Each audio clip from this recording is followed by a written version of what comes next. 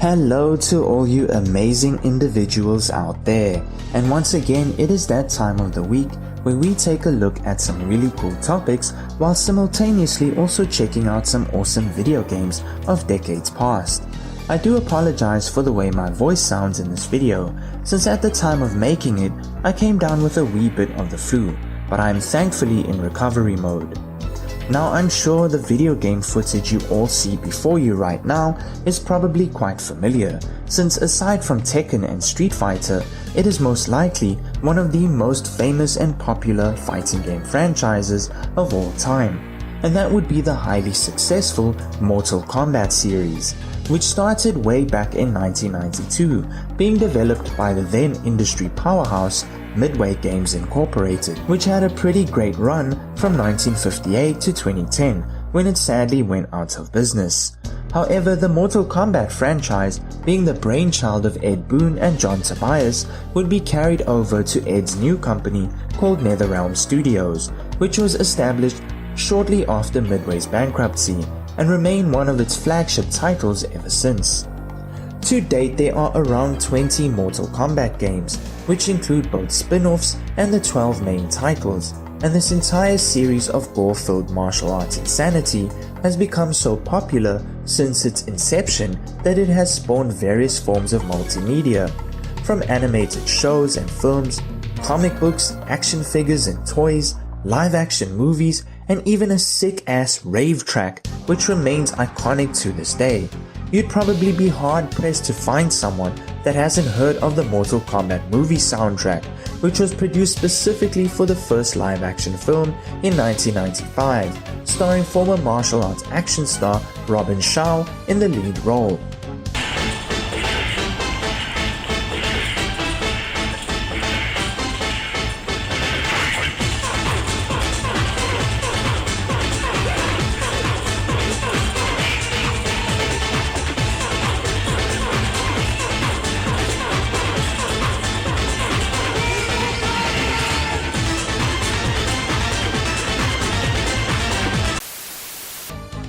The series has a reputation for high levels of graphic violence, including most notably its fatalities, which are finishing moves that kill defeated opponents in extremely gory ways, sometimes bordering on absolute absurdity.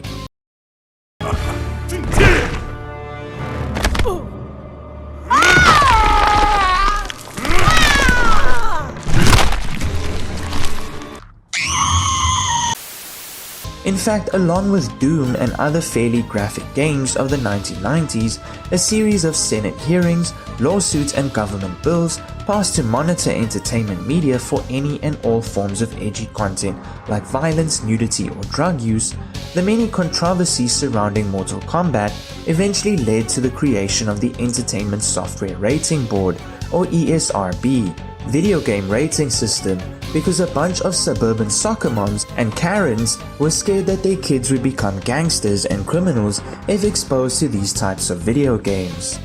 Early games in the series were noted for their realistic digitized sprites and an extensive use of palette swapping to create new characters, such as in the case of the many color variations of what is essentially just Scorpion having his outfit color changed to make Sub-Zero, Reptile, Ermac, Smoke, Rain and so on. All the footage I have recorded here is from the totally awesome Mortal Kombat Legacy Collection, released in October 2025, and which features all of the 90s arcade and console classics from Mortal Kombat all the way up to Mortal Kombat 4, as well as spin-offs like Mortal Kombat Mythology Sub-Zero and Mortal Kombat Special Forces, which, yeah, neither of those two were very good games.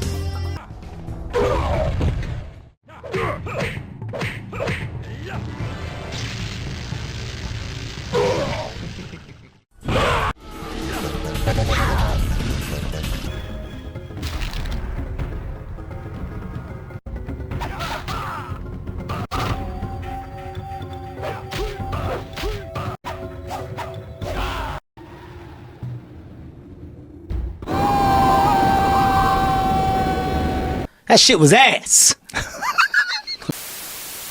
So, as always on this channel, the pretty great lore and iconic nature of the Mortal Kombat franchise got me wondering, what exactly were the inspirations behind this highly influential multimedia franchise? And is there a possibility that some of it could be based in reality? Now, I will admit that yes, the title to this video is indeed clickbait, but before you curse me out in the comments, the very fact that you're here watching means it worked. And let's not pretend that the video isn't compelling and entertaining in some way. At least, I hope so. I apologize for nothing. However, there may actually be some truth to the statement that Mortal Kombat might have actually been based off a real martial arts tournament, albeit in a very weird, disconnected and highly embellished kind of way. But before we get into the meat of this episode, a word from today's sponsor. Absolutely No One. Absolutely No One is an online service that reminds you that your channel is too small to attract any actual sponsors, because in reality, who the f even cares about your low tier bullshit content anyway? Retro video games and general knowledge? Really? Hello darkness, my old friend. So, let's first take a look at what could have been the many fictional inspirations of Mortal Kombat. It seems that co-creators Ed Boon, John Tobias, Dan Forden, and John Vogel, who were the team behind the very first Mortal Kombat game, were massive fans of martial arts related cinema, especially of films that came out in the 1970s, 80s, and 1990s. John Tobias, who served as the lead artist and writer of the franchise until around 1999 after the release of Mortal Kombat 4 for the Sega Dreamcast console, which itself was released in 1997 for arcades, has stated that the initial idea behind Mortal Kombat was for it to have been a Jean-Claude Van Damme game. Midway was supposedly approached by some film studio executives to create a video game adaptation of Universal Soldier, a Van Damme movie which was released in 1992. This idea though started to evolve into more of a tournament-styled fighting game that would feature a digitized version of the famous Belgian actor simply called Van Damme the Arcade Game. But that would take a lot of inspiration from his movies like Kickboxer and Bloodsport, but also from Bruce Lee's Enter the Dragon, which can clearly be seen in the character of Liu Kang. Unfortunately though, Van Damme was either too busy or simply not interested in participating in the development of the game, so instead of scrapping the whole idea, the team at Midway decided to make it into a completely different fighting game franchise. That's kinda ironic though, since Van Damme would offer to assist with the extremely shitty Street Fighter live action movie video game adaptation, which as an idea itself is extremely bizarre since by the time of that film's release, Street Fighter was already a global pop culture icon. I can bet a lot of cocaine was involved in deciding to adapt the movie into a video game despite the movie itself being based off a video game. I know. Kinda wild, huh?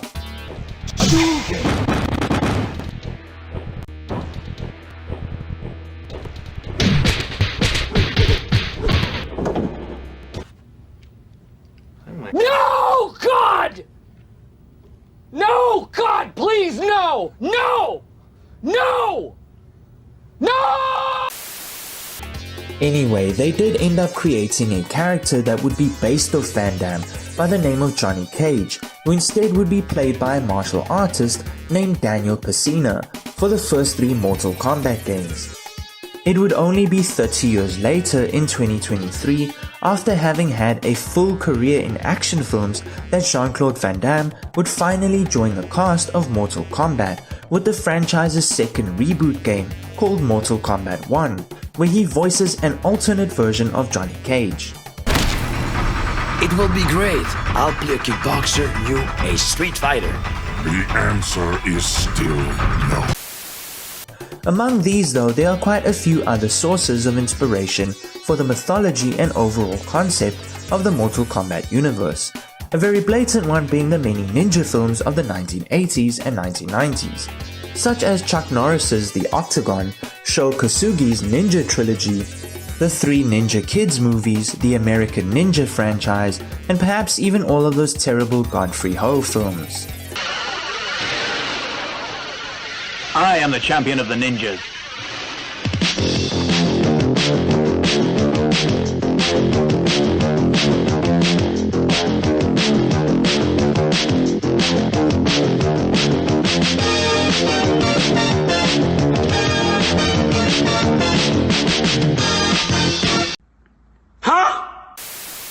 It's safe to say that American entertainment had quite an obsession with ninjas for some reason in the latter half of the 20th century, and this is quite evident throughout the entirety of Mortal Kombat, which features a whole host of brightly colored shadow warriors who seem to have failed their stealth training since they wear the most strikingly colorful outfits, which would make them easy to spot from a mile away.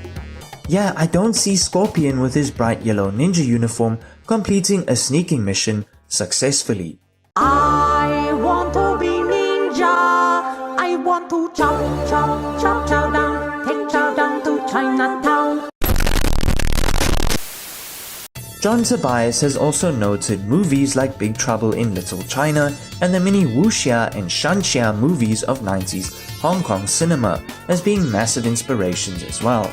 Both Shang Tsung and Raiden, for example, were inspired by characters from the 1986 John Carpenter movie Big Trouble in Little China, such as the 3 Chinese storm gods that appear in the film along with the main villain Lo Pan, with Raiden also getting his name from a Japanese Shinto god of bad weather conditions.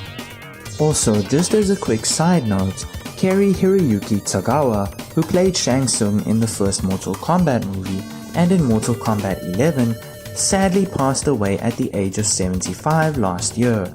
He was a legend in his own right, having paved the way for many Asian filmmakers and aspiring actors in Hollywood, with roles in movies and shows like Man in the High Castle, The Last Emperor, Showdown in Little Tokyo, 47 Ronin, and even playing Heihachi in the Tekken movie. I'm sure he will be remembered among his fans for many years to come, and may his soul also rest in peace. Your soul is mine.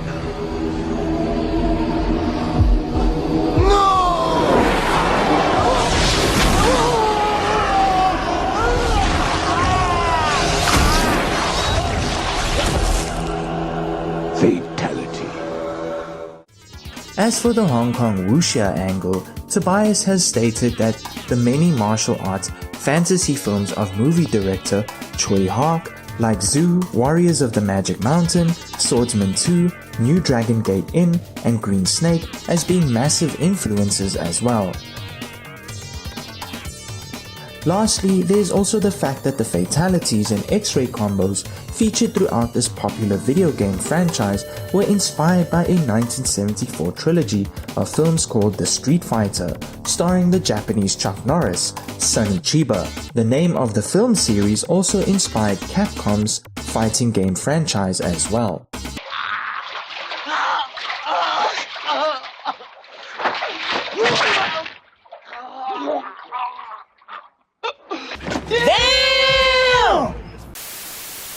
So, as one can see, there was a ton of martial arts related media that would prove to be massively influential on the overall development of the Mortal Kombat games. But now, this begs the question, could there be any real world influences on this ever so brutal series of fighting games? Well, kinda, in a sort of indirect way at least. Let me explain.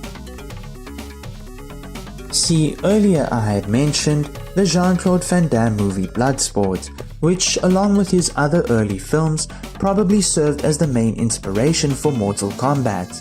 After all, it was initially meant to be a game based off him and his martial arts movie exploits. But allegedly the film Bloodsport itself was based off a series of real events. At least all of that is according to a self-proclaimed ninjutsu master named Frank Dukes, whom Van Damme played in the film. Right. Frank William Dukes, who was born on the 6th of April 1956, is a self-proclaimed Canadian-American martial arts master and former movie fight choreographer. According to Dukes, a Japanese ninjutsu expert named Senzo Tanaka trained him as a ninja when he was a teenager, after which he went on to establish his own school of ninjutsu called Dukes Ryu Ninjutsu, and also has claimed that he won a secret martial arts tournament which he calls the Kumite in 1975. His alleged victory at the Kumite served as the inspiration for the 1988 film Bloodsport, which also served as the breakout role for the young Belgian actor Jean-Claude Van Damme at the time. So back in the early days of martial arts fanaticism in the West, especially those styles of the Far East, it was quite easy for individuals like Frank Dukes to promote themselves as these mythical but deadly fighting experts, who were the bearers of knowledge of secret hand-to-hand techniques that could incapacitate, maim or even kill an opponent with a single strike. See, back in the 1960s, 70s and 80s, and even the early 90s before the arrival of MMA and the rising popularity of the UFC or even K1, many Eastern martial arts systems like Kung Fu or Ninjutsu were regarded as quite exotic and intriguing, since so little was actually known about these East Asian cultures and their fighting systems. This was long before the internet after all, and so most information regarding the Orient came from martial arts movies and magazines, where embellishment was commonplace for dramatic and entertainment purposes. However, some folks actually believed you could split a man's head open with a karate chop or tear their intestines out with a two-finger jab to the stomach.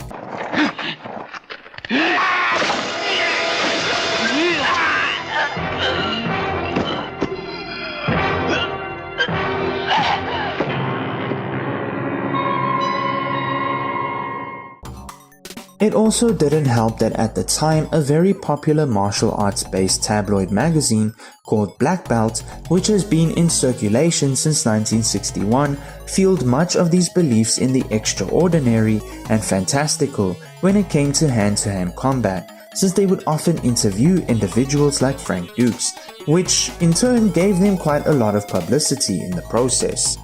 However, while he may have been able to get away with it in the latter half of the 20th century, since the start of the information age and widespread use of the internet, Frank Dukes' victory at the Kumite has been greatly disputed, as has the existence of both this alleged secret and deadly martial arts tournament, as he described it, and his teacher Senzo Tanaka, with many now believing he made it all up. The ninja is famous for, I want to point out, is what is known as a death touch. The ability to hit someone, leave no bruise, no mark whatsoever, and yet kill them, or let them die hours later. Which now, you're going to break this break down here, not the little ones that you put in there. That's right. Okay, and these break easier, by the way. These are a lot easier to break. How about it, big guy? Should I move? Is this going to fly across here? No, it's just going to drop. Okay. Ready? Go.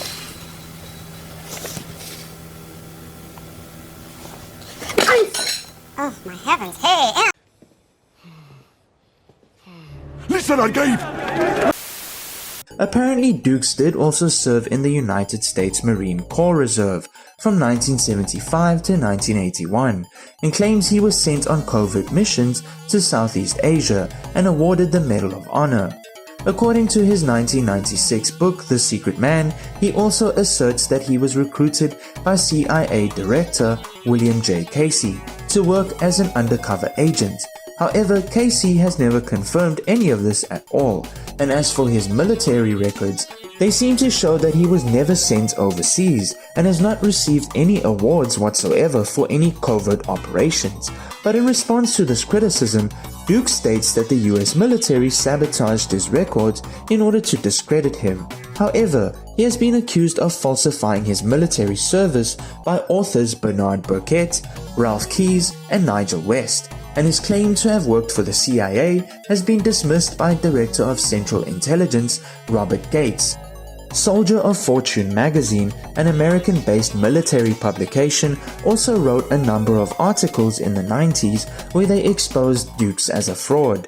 Despite all this, however, he did have a short-lived career as a fight choreographer in Hollywood, having worked on a handful of Jean-Claude Van Damme's early films like the previously mentioned Bloodsport, which was supposedly based on his life, Lionheart, and The Quest. He did also try to sue Van Damme for some weird reason, as well as Soldier Fortune magazine. However, he lost both cases in court. Now, to avoid Mr. Dukes himself attacking me in the comment section of this video, trying to sue me or publicly calling me a liar, which he has done with other YouTubers who discuss his life story, I won't go into any further detail about either him or his claims. I don't have the money to fight any court cases, and nor do I want him to suddenly appear at my doorstep one night and hit me in the balls with an exploding nut technique. Come on now. That's it.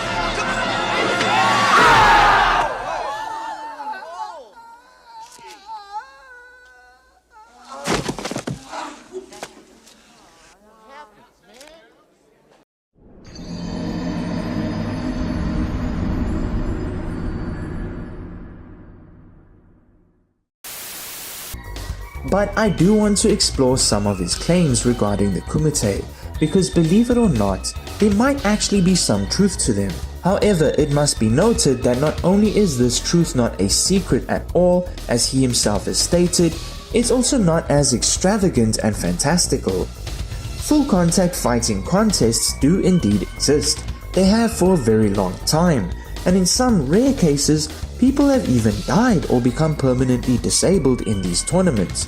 As with any sport, especially other contact sports like boxing, wrestling, rugby, or American American football. Players even die in something as simple as soccer, or rather, real football, for all the Brits out there. Montaño a la mano, fíjate. Fíjate lo que hace Carrasco. Por favor, Carrasco. Snake, are you okay? Snake? So we can definitely conclude that such brutal fighting tournaments do indeed exist. However, as to whether Frank Dukes himself actually participated in one of these, well, that is another question entirely. But so far, it seems there is no real concrete evidence, nor a fight record, nor has anyone else backed up his claims. The first glaring example of such a full contact no holds barred, or very few holds barred, high injury risk fighting contest would be the actual 100-man Kumite, which exists in Kyokushin Karate and serves as the ultimate test of endurance and overall skill for any dedicated karateka who practices this specific style, the word Kumite itself actually meaning to freestyle spar or fight in Japanese. This contest to determine who has the hardest balls of steel as well as the karate style it is associated with was first conceptualized by Korean-born karate master Mas Oyama as the ultimate test for practitioners of his style.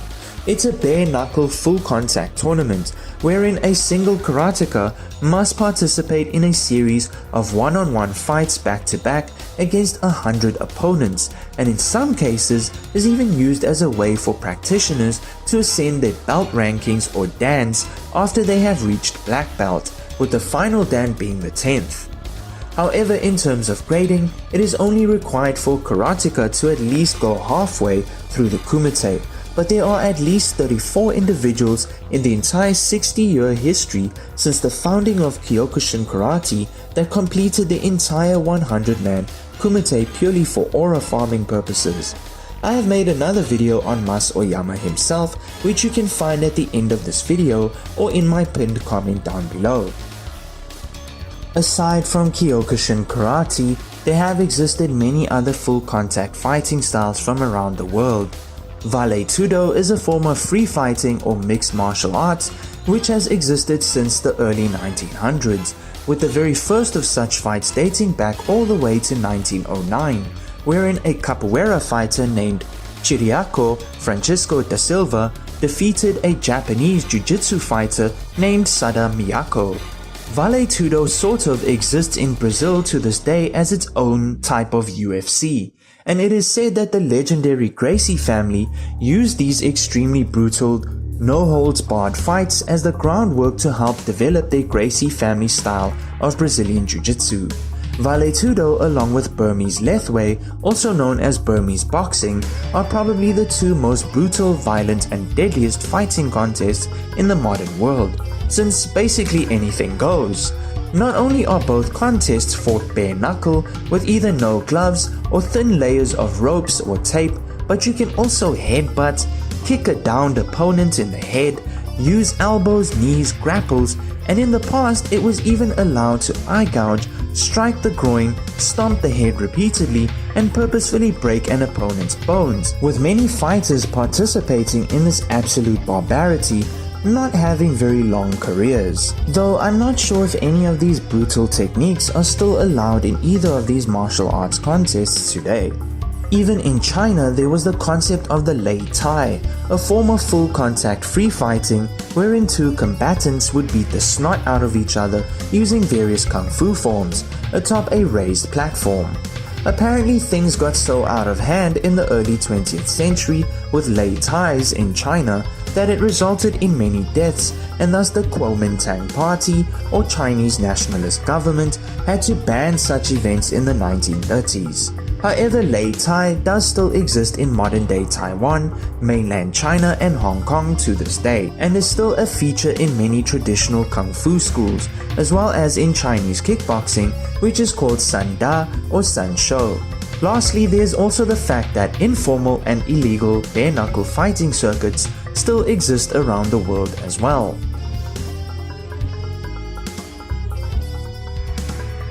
Benny the Jet Urquidez was an American kickboxing champion who you may recognize from some of Jackie Chan's 1980s films.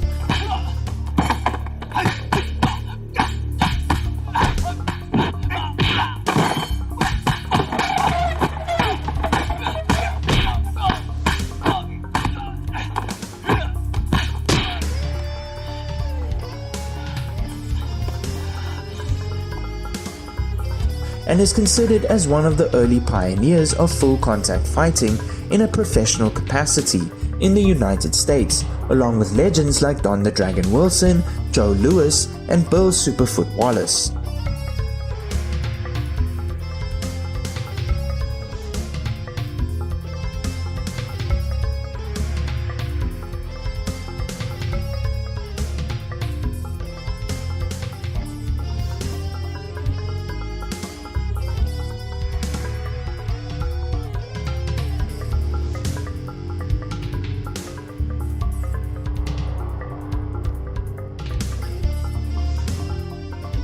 I'm sure after watching that short series of clips, you can see why he is considered a legend to this day, and that in reality, he would have probably demolished Jackie Chan if they fought for real. Regardless though, that clip from Wheels on Meals I played just now is in my opinion the greatest fight scene in the history of movies ever to be put to screen. Anyway, I won't bore you with all the details of his life or his accomplishments in the ring, since this video is already quite long. But Benny has over the years in a couple of interviews relayed a rather interesting story of when he once fought in a sort of real-life kumite. I will link to a video or two in the description if you want to see the tale told by the man himself. But in a nutshell, in the course of his 27-year career as a professional fighter, his fame began to go far beyond that of his home country, the United States, and he would start making a name for himself competing in Asia, where just like back home, he remained largely undefeated. It was around the 1980s when he started to work on a handful of movie roles, his most famous being the previously mentioned Jackie Chan movie Wheels on Meals, as well as another called Dragons Forever. While in Hong Kong, he was approached by Chinese fight promoters to participate in what sounded like an unsanctioned, underground and possibly extremely illegal fighting circuit, most likely run by criminal organizations like the Triads. He explains it himself more in detail in the interview that he did with Viking Samurai, which I have linked to in the description. But long story short, after most likely sending his opponent to the hospital with a series of lifelong injuries and maybe even brain damage, he allegedly won a fur coat, a case full of money, and was quickly put on a plane with bloodstains still on his shirt and sent back to the United States. Now some people may call BS on this tale and probably accuse him of embellishment for a blatant attempt at pulling off the ultimate PR stunt, as if he didn't already have enough good PR from his actual professional fights, which you can watch here on YouTube.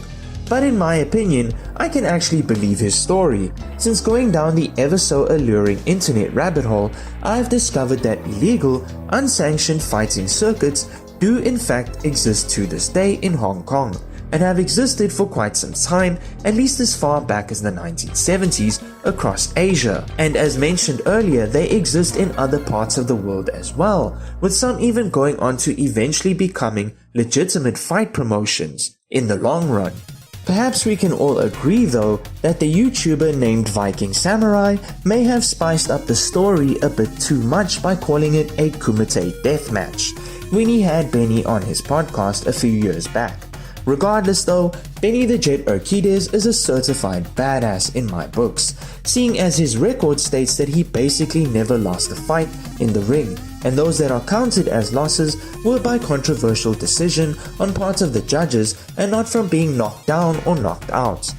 But anyway, once again we reach the end of another episode, and while yes, the title was blatant clickbait, at least you learned something along the way, right? It's alright, like, overrated as fuck in my opinion. I mean, and you know what though? That's typically how the bullshit goes, you feel me? Okay, I apologize for the blatant use of a clickbait title. I know quite a few people really dislike it when YouTubers do that, but if I may have a moment to explain my logic here. See, in my twisted mind, the fact that Mortal Kombat took some inspiration from the movie Bloodsport, which itself was based off Frank Dukes' claims about the Kumite, it kinda made sense to me that Mortal Kombat is somewhat based off a real fighting tournament. Even though Frank Dukes' Kumite claims are complete nonsense, it in itself is somewhat also based on actual no-holds-barred, full-contact fighting tournaments like the real 100-man Kumite in Kyokushin Karate, or Vale Tudo from Brazil, or the illegal fighting circuits of Hong Kong that Benny the Jet allegedly fought in. Make sense now? Did I ever tell you the definition of insanity? Don't forget to like this video if you enjoyed it, and for any new viewers, maybe consider subscribing. I post new videos every Friday, featuring retro video games and basically just any random topics I find personally interesting that may relate to said video games in some way or another, at least maybe in terms of their overall themes or aesthetics. That's it from me for today.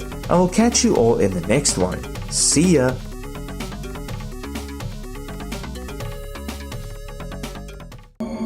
What are you doing?